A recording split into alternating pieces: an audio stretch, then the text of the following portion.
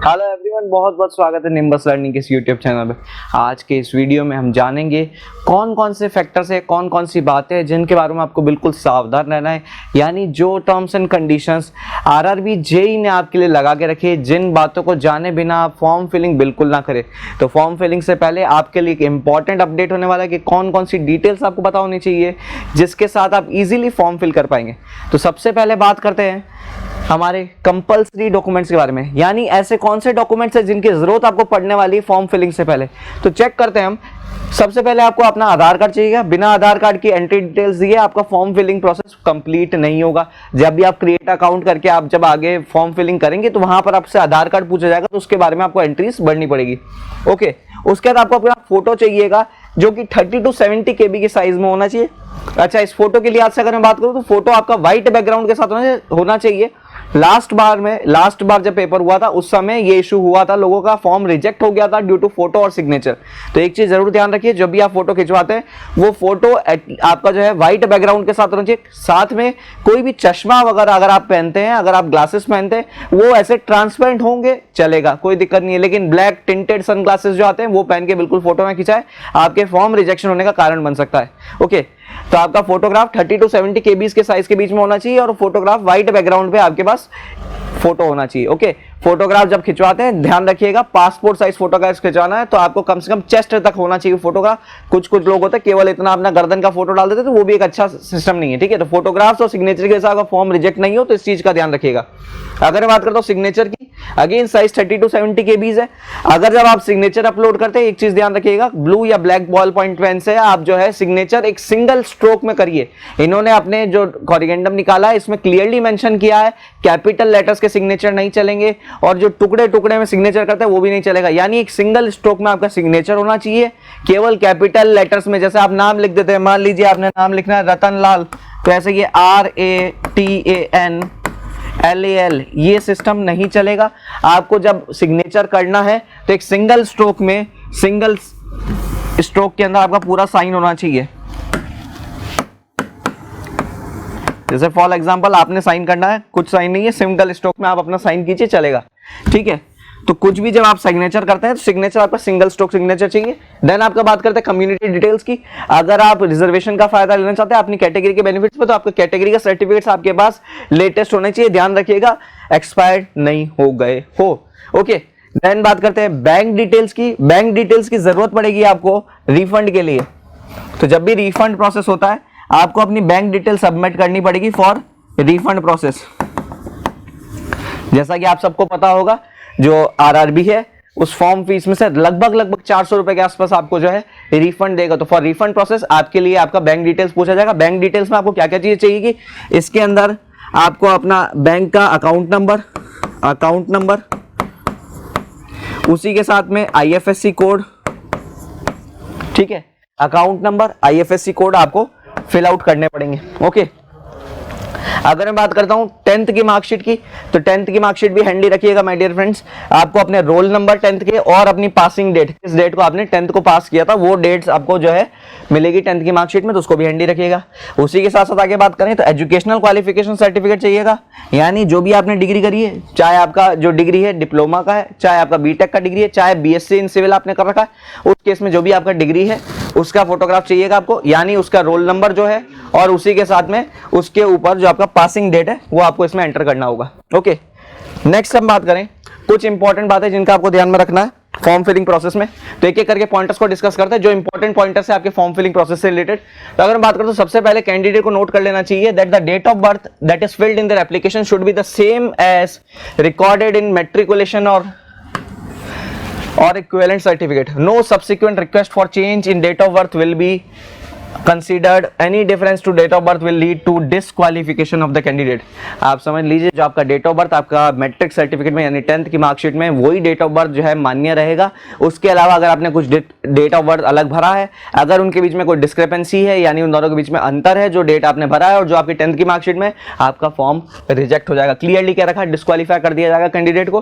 तो आप ये चीज का ध्यान रखिएगा, जो भी आप डेट ऑफ बर्थ फिल करते हैं वो डेट ऑफ बर्थ आपका 10th की मार्कशीट से बिल्कुल मेल खाता हो। यही चीज नाम के बारे में भी ध्यान रखिएगा, जो भी आपने नाम रखा एग्जैक्ट वही स्पेलिंग जो 10th मार्कशीट में आपकी, आपके पिताजी की, आपके माताजी के नाम की जो भी स्पेलिंग आपके 10th के मार्कशीट में एग्जैक्टली वही लिखिएगा, शॉर्ट फॉर्म्स और ये सब चीजें ना लिखिएगा। ओके, जैसा कि हमको पता है SC ST कैंडिडेट्स के लिए जो RRB है वो स्पेशल एक स्कीम रखता है, जैसे वो आपको फ्री स्लीपर क्लास रेलवे पास जो है प्रोवाइड करेंगे।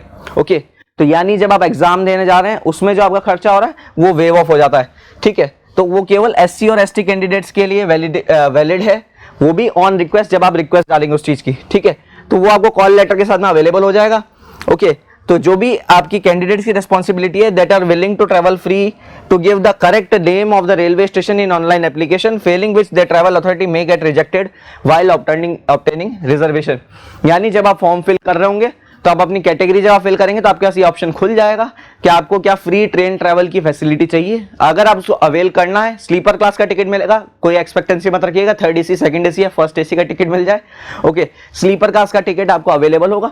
वो टिकट कब अवेलेबल होगा? जब आप रिक्वेस्ट डालोगे फॉर्म फिलिंग के टाइम पे। तो फॉर्म फिलिंग के टाइम पर आपसे पूछा जाएगा क्या आपको ये फैसिलिटी चाहिए, तो जिस स्टेशन से आपको फैसिलिटी चाहिए वो स्टेशन आपको एंटर करना पड़ेगा। जो भी आपका रेलिवेंट स्टेशन जहां से आप जो है ट्रेन पकड़ सकते हैं, उस स्टेशन का नाम आप फिल करिए, उसके बेसिस पर आपको एक फ्री पास बनाकर आपके लिए दिया जाएगा, जो आप एग्जाम के दिन पर यूज करके फ्री ऑफ कॉस्ट ट्रैवल कर सकते हैं through Indian railways. Okay, clear है? इंडियन रेलवेज के थ्रू आप ट्रैवल कर सकते हैं। ओके, अगर मैं बात करता हूं रिफंड ऑफ एग्जामिनेशन फी की, तो जो आपका रिफंड होगा एग्जामिनेशन फी का, पहली बात ये चीज ध्यान में रखिएगा, जो ये रिफंड है वो केवल तभी हो पाएगा अगर आप फर्स्ट स्टेज का CBT अटेंड करते हैं। तो माय डियर फ्रेंड्स, जो भी स्टूडेंट अगर फर्स्ट स्टेज का CBT अटेंड नहीं करते हैं उनको बिल्कुल रिफंड नहीं मिलेगा। तो उसको ध्यान रखना, जो रिफंड प्रोसेस है वो केवल तभी एप्लीकेबल है जब आप फर्स्ट स्टेज का CBT देते हैं। तो जो भी क्लियरली आपके मेंशन बैंक डिटेल्स है, बैंक का नाम जैसे हमने बात करी, अकाउंट होल्डर का नाम और अकाउंट नंबर और उसी के साथ में IFSC कोड, तो जो भी बैंक का नाम है उसका IFSC कोड है, आपके अकाउंट नंबर, ये आपको फिल करना पड़ेगा फॉर्म फिलिंग प्रोसेस के टाइम पे। ठीक है, एग्जैक्टली ध्यान से भरिएगा, क्योंकि इसी बैंक अकाउंट में जिसके थ्रू आप जो डिटेल्स भर रहे हैं, इसी में आपका रिफंड आएगा। अगर कोई गलती होती तो उसके लिए आपका इंडियन रेलवे जिम्मेदार नहीं होगा। ठीक है, कितना आने वाला है? अगर आप एग्जामिनेशन फी के हिसाब से बात करते हैं तो जैसे 400 रुपए का एग्जामिनेशन, आपका 500 का फीस है तो 400 रुपए, और नहीं तो 250 रुपीज, जैसा भी एप्लीकेबल है, बैंक चार्जेस घटाकर ये लोग वापस रिफंड कर देते हैं। ठीक है, ये भी क्लियरली मेंशन्ड है कि करेक्ट बैंक अकाउंट डिटेल्स आप अगर नहीं डालते तो उसके लिए इंडियन रेलवे कहीं से भी जिम्मेदार नहीं, केवल आप जिम्मेदार है। ठीक है, कोई भी आपने ऐसी एप्लीकेशन जो कि गलती है जिसके अंदर, या इनकम्प्लीट रह गई है, या फिर जो रिजेक्टेड एप्लीकेशन है, इनका रिफंड नहीं दिया जाएगा। It is also clearly mentioned. Okay, आगे बात करते हैं। आपके पास जो कैटेगरीज है उसमें एक कैटेगरी आपको देखने को मिलती है EBC, इकोनॉमिकली बैकवर्ड क्लासेस। तो ये EBC और EWS यानी इकोनॉमिकली वीकर सेक्शन से कंफ्यूज मत कीजिएगा। EBC और EWS दोनों अलग अलग चीज है। EBC कैटेगरी को इन्होंने फॉर्म फीस कंसेशन में तो कंसीडर किया है, लेकिन उसके लिए कोई अलग से रिजर्वेशन नहीं है, जबकि EWS एक रिजर्व्ड कैटेगरी है, यानी उसके लिए आपको सीट्स रिजर्व्ड मिलेगी। तो अगर आप EBC की बात करते हैं तो एनुअल इनकम अगर 50,000 से अगर आपका कम है तो आपको EBC कैटेगरी में कंसीडर किया जा सकता है।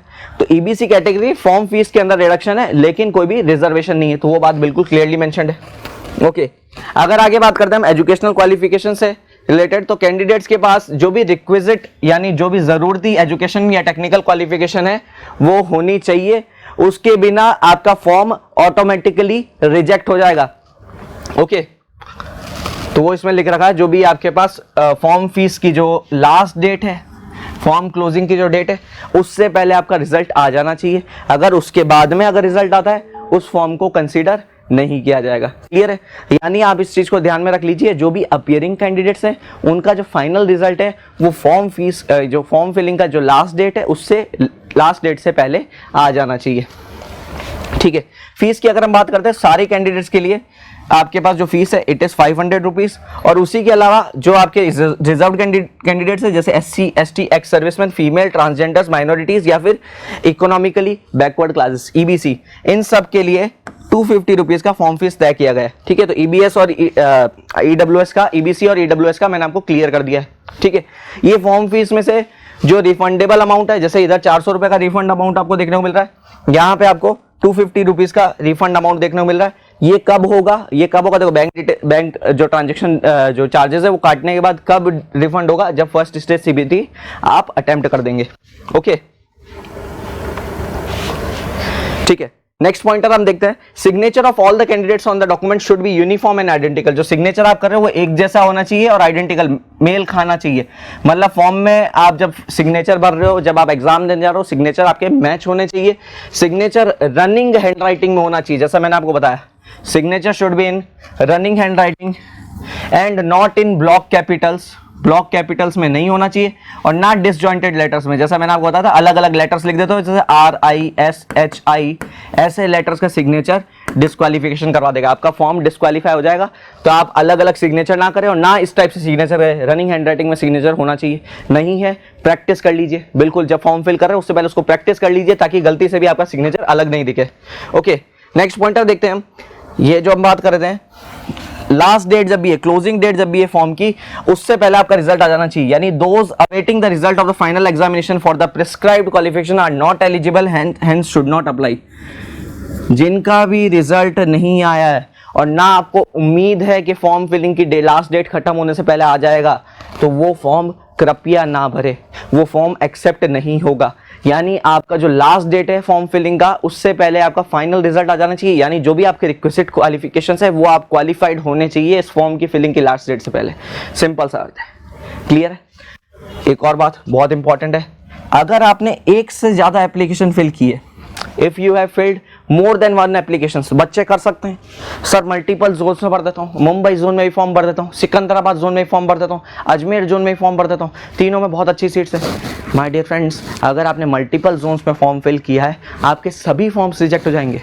देखो आधार नंबर आपका सेम रहेगा, आपकी जो क्रेडेंशियल्स है वो की वो रहने वाली है, तो इनको पता चल जाएगा कि आपने जो है मल्टीपल जोन्स में फॉर्म फिल किया है। आपके सारे के सारे फॉर्म्स रिजेक्ट हो जाएंगे, एक भी नहीं बचेगा। तो हमेशा ध्यान रखना। उसके बाद में फ्यूचर के लिए आपको डी बार भी कर सकते हैं, फ्यूचर एग्जामिनेशन, यानी कभी भी आरआरबी के एग्जामिनेशन आप नहीं दे पाएंगे, तो बिल्कुल ध्यान रखिएगा, ऐसी बेवकूफ़ी या गलती मत करिएगा कि आप एक से ज्यादा जोन्स में एप्लीकेशन फिल कर देते, सारे ही फॉर्म्स रिजेक्ट हो जाएंगे, एक भी फॉर्म नहीं बचेगा। ओके क्लियर है। नेक्स्ट पॉइंट की बात करते हैं, during the online application candidate will be asked to create a account. If a candidate has already created an account for CN in notification in 2024, they should use same account credentials to log in and apply for the CN. And if the candidate have not created account earlier, they must first create an account before proceeding for the application. Okay. तो यानी आप जब form fill करते हैं आपको एक create an account यानी नया अकाउंट फिल करना पड़ेगा। अगर आपने पहले से अकाउंट क्रिएट कर रखा है तो उस केस में आपको नया अकाउंट बनाने की कोई जरूरत नहीं है, आप उस अकाउंट को यूज करके आगे फॉर्म फिलिंग कर सकते हो। कोई भी चेंज लास्ट डेट के बाद जो है एक्सेप्ट नहीं किया जाएगा। उसके अलावा कुछ डिटेल्स ऐसी है जो आप बाद में चेंज नहीं कर सकते। उनमें कौन सी डिटेल्स है, आपका मोबाइल नंबर आप बाद में चेंज नहीं कर सकते, ईमेल आईडी चेंज नहीं कर सकते, उसी के साथ साथ में आपने जो जोन फिल किया है वो भी चेंजेबल नहीं। यानी एक बार अगर आपने ये तीनों डिटेल्स भर दी, ये डिटेल्स आप बाद में एडिट नहीं कर पाएंगे। एडिट का जब ऑप्शन खुलता है बाकी सारी डिटेल्स आप चेंज कर सकते हैं, लेकिन ये 3 डिटेल आपके लिए क्या हो गया, परमानेंट हो गई। इन डिटेल्स को आप मॉडिफाई नहीं कर सकते। तो यहां पर क्लियरली मेंशन्ड है आपका ईमेल आईडी, मोबाइल नंबर और जो भी आपके चूजन आरआरबी है इनको आप चेंज नहीं कर पाएंगे। ठीक है, लास्ट 2 पॉइंट्स देखते हैं। अगर मैं बात करता हूं, candidate must ensure that they fulfil the prescribed educational qualifications. Candidates waiting for the final result are not eligible to apply. जिनका फाइनल रिजल्ट आना बाकी है वो एप्लीकेशन के लिए जो है फॉर्म फिल ना करे, ज्यादा बेहतर रहेगा, क्योंकि आपका फॉर्म फीस भी लग जाएगा, फॉर्म रिजेक्ट भी हो जाएगा। यानी जो लास्ट डेट है आपके एप्लीकेशन से उससे पहले अगर आपके पास रिजल्ट है तो आप अप्लाई करिए। ओके, अगर मैं बात करता हूं, the selection of RRB once exercise shall be final application to more than 1 RRB will be rejection of all the applications. अगर आप एक से ज्यादा आरआरबी के लिए अप्लाई करते हैं फॉर्म रिजेक्ट हो जाएगा। ठीक है, तो जो भी आप फॉर्म फिल कर रहे हैं तो सिलेक्शन क्राइटेरिया इनके पास में एक ही आरआरबी आप फिल कर सकते हैं और कॉमन ऑनलाइन एप्लीकेशन रहेगा, यानी एक एप्लीकेशन एक आरआरबी एक इंसान। ओके, लास्ट बात करते हैं, हम बात करते हैं जो आपका मोबाइल नंबर है वो एक्टिव कंडीशन में होना चाहिए और उसी के साथ में जो आपकी पर्सनल ईमेल आईडी है वो भी एक्टिव फॉर्म में होनी चाहिए। सारी जो आपकी कॉरेस्पॉन्डेंस है वो आरआरबी आपसे इसी मोबाइल नंबर और इसी ईमेल आईडी पे करेगा। अगर आपने मोबाइल नंबर बंद कर लिया, रिचार्ज नहीं है, ईमेल आईडी फुल हो गया, मेल नहीं आया, इसमें आरआरबी की कोई जिम्मेदारी नहीं है, आप इसको चेंज नहीं कर पाएंगे। तो जब आप mobile number email ID fill करते हैं इस बात का जरूर ध्यान रखिएगा कि वो ईमेल आईडी और मोबाइल नंबर आपके लिए एक्टिव रहना चाहिए।